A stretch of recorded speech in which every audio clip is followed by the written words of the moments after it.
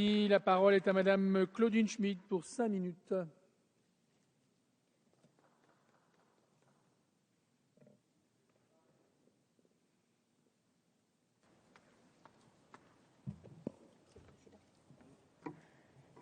Madame la ministre, Monsieur le Président, Monsieur le rapporteur, Madame et Monsieur le directeur, chers collègues. Nous voici en fin de journée à étudier 2 projets de loi concernant notre communauté établie hors de France. J'espère, Madame la ministre, que vous ne profitez pas du calme de cette fin de journée pour passer ces 2 projets en catimini ou pour nous endormir. La communauté des Français de l'étranger ne dort jamais. Elle est bien éveillée car, le décalage horaire aidant, elle est toujours en activité, toujours là au service de notre pays. J'en profite pour saluer tous ceux qui suivent nos débats. Ils sont nombreux car sa représentation soumise au vote ne leur correspond pas.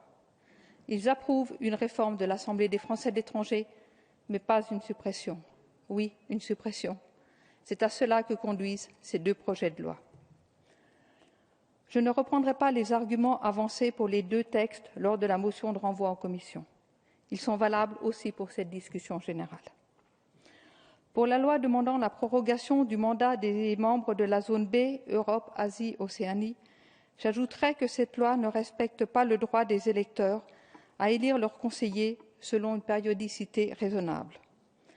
Cette accumulation de reports n'est pas crédible pour les électeurs qui ne pourront à l'avenir que mettre en doute la durée réelle du mandat que leurs élus accompliront.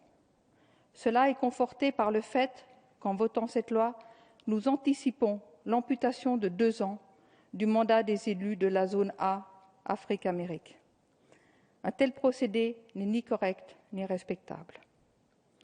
Pour la loi sur la réforme de l'AFE, j'ajouterai que le gouvernement ni ne fixe les objectifs ni ne renforce les moyens accordés aux élus.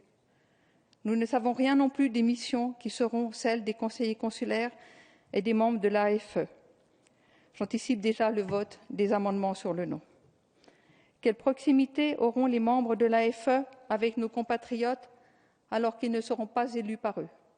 Quel rôle sera le leur alors qu'ils ne géreront pas de budget ni ne seront investis de mission?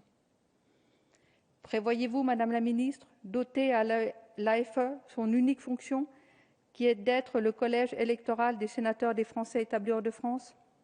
En plus clair, pour les non-initiés, êtes-vous en train de prévoir la suppression de ces sièges?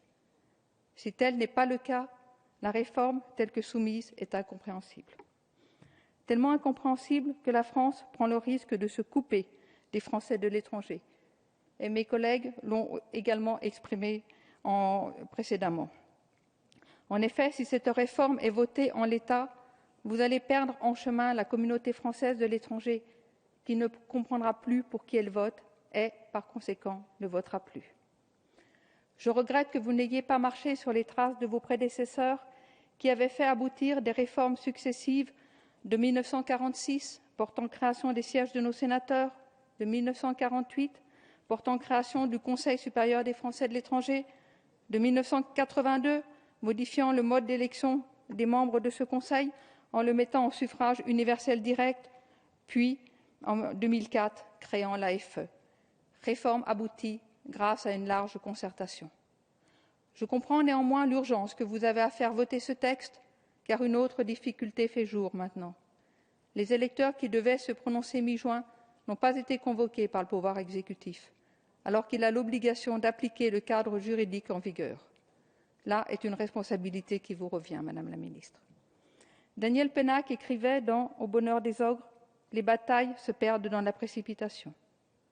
Je le regrette, car c'est une victoire que nous aurions pu avoir en votant ensemble une réforme voulue de tous. Je vous remercie. Merci.